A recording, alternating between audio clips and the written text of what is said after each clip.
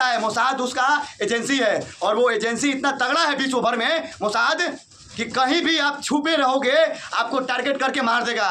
मैं यहाँ से वीडियो बना रहा हूँ लेकिन मोसाद में इतना ताकत है कि वो मुझे भी टांग सकता है। मोसाद इतना एजेंसी जो ताकतवर है इजराइल का बहुत तगड़ा है और मोसाद को मालूम चल गया है कि खेमेनेई कहाँ छुपा हुआ है, किस बंकर में छुपा हुआ है। तो आने वाला जो समय है वो खेमेनेई के लिए बर्बादी का समय है। और ईरान इजराइल वाले युद्ध में सबसे घाटा ईरान को गया है, सबसे क्षति ईरान को पहुंचा है और अभी तक ईरान के जो 224 नागरिक हैं ना वो मारे जा चुके हैं और 1200 से ऊपर घायल है। वहीं इजराइल का जो डाटा है वो मैं बता दे रहा हूँ आपको, इजराइल के 14 लोग मारे गए हैं और 300 से ज़्यादा लोग घायल हुए हैं। तो अभी तक क्षति के हिसाब से ईरान सबसे ज़्यादा मतलब क्षतिग्रस्त हुआ है। ईरान का तेल डिपो है उसके ऊपर हमला कर देता है, तेल डिपो को बर्बाद कर देता है और वो तेल डिपो जो है धुआं धुआं करके जलता है। विश्व युद्ध की भनक साफ दिखाई दे रहा है कि तीसरे विश्व युद्ध को कोई नहीं रोक सकता है और ये युद्ध बंद तभी होगा जब वो खेमेनेई को मार नहीं देते हैं। ईरान और इजराइल दोनों के बीच में युद्ध चालू है, अभी भयंकर युद्ध चालू है और ये युद्ध कहाँ तक जाएगा या ये युद्ध तीसरे विश्व युद्ध के रूप में बदल जाएगा ये तो अब आने वाला समय ही बताएगा।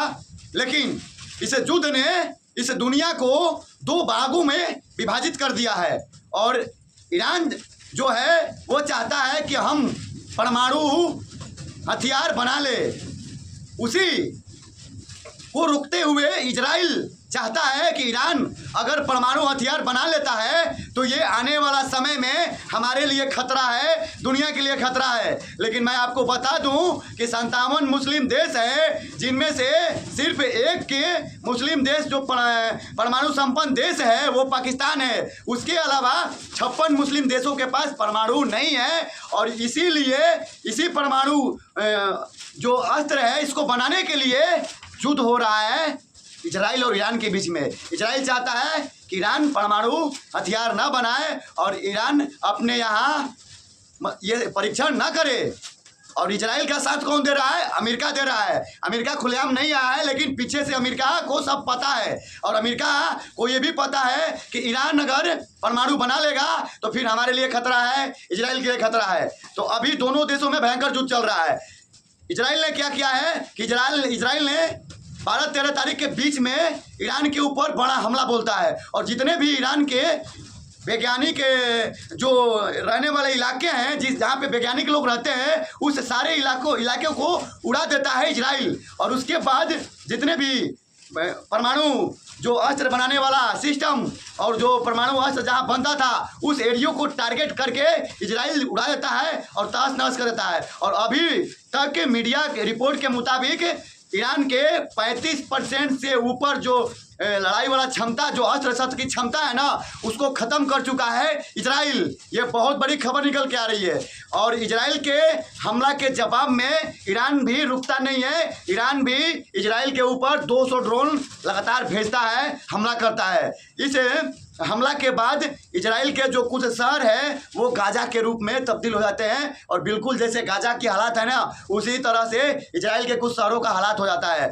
इसी हमले के बाद इजराइल ईरान पे आरोप लगाता है कि ईरान हमारे यहाँ रईसी इलाकों में हमला कर रहा है, ये जो कि ईरान के लिए घातक है। और जो वहीं इजराइल के पीएम नेतन्याहू का बयान आता है कि जब तक हम खामेनेई का खात्मा नहीं कर देते हैं, खामेनेई को मार नहीं देते हैं तब तक ये युद्ध बंद होने वाला नहीं है। और सबको पता है कि ये जो खामेनेई है ना ये ईरान का नेता है और ये वही नेता है जो इजराइल को उसी के भाषा में जवाब देने के लिए आगे आया है। और आज कुछ लोग फेक न्यूज़ भी फैला रहे हैं इस पे, लेकिन मैं आप लोगों को बता दे रहा हूं कि इस युद्ध में ईरान इजराइल वाले युद्ध में सबसे घाटा ईरान को गया है, सबसे क्षति ईरान को पहुंचा है और अभी तक ईरान के जो 224 नागरिक हैं ना वो मारे जा चुके हैं और 1200 से ऊपर घायल है। वहीं इजराइल का जो डाटा है वो मैं बता दे रहा हूँ आपको, इजराइल के 14 लोग मारे गए हैं और 300 से ज़्यादा लोग घायल हुए हैं।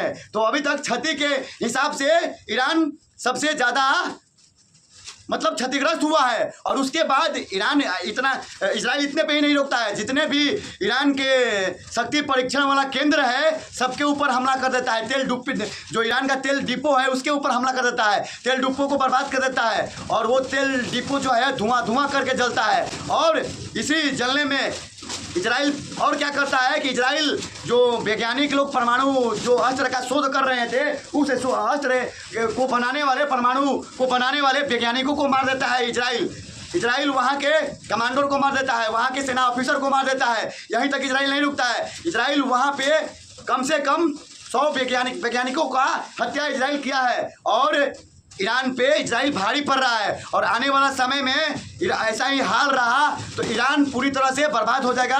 और ईरान तो बर्बाद होगा ही, कुछ ना कुछ इजराइल भी बर्बाद होगा। और इजराइल को ताकत मिल रहा है अमेरिका से। और अमेरिका जो दुनिया है ना वो 2 पार्ट में विभाजित हो गई है। ये इजराइल की तरफ में अमेरिका खड़ा है, उधर जो ईरान है, ईरान के तरफ में रूस और चाइना खड़ा है।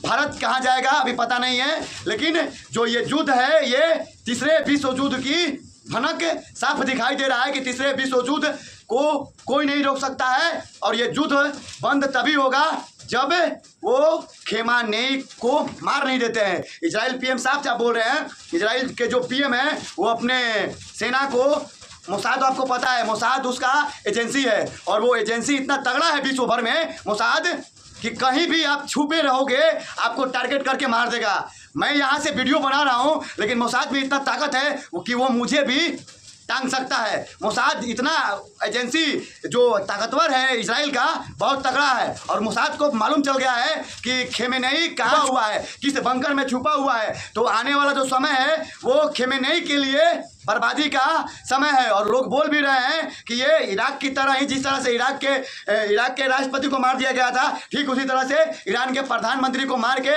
यहाँ पे तख्ता पलट किया जाएगा।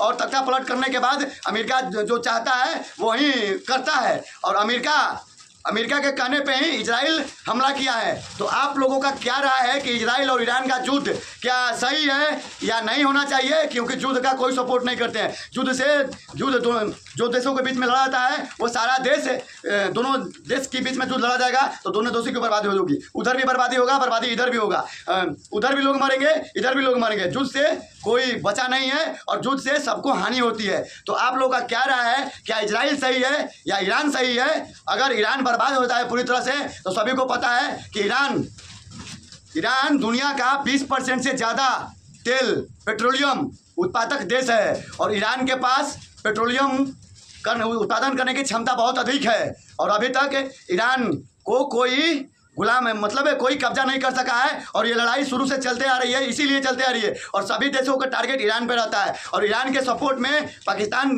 बोल रहा था, लेकिन जब इजराइल से बयान आया पाकिस्तान चुप हो गया है। ईरान के सपोर्ट में कोई नहीं है, ईरान अकेला पड़ा हुआ है। आने वाला समय में ईरान क्या सीज फायर के लिए राजी होता है, ईरान क्या बात के लिए राजी होता है, ईरान क्या बात करने के लिए मजबूर हो जाता है, वो तो देखने से लग रहा है कि ईरान सीज फायर के लिए तैयार होगा। क्योंकि ईरान को पता है कि हम अगर सीज फायर नहीं करेंगे तो हम पूरी तरह से बर्बाद हो जाएंगे गाजा की तरह।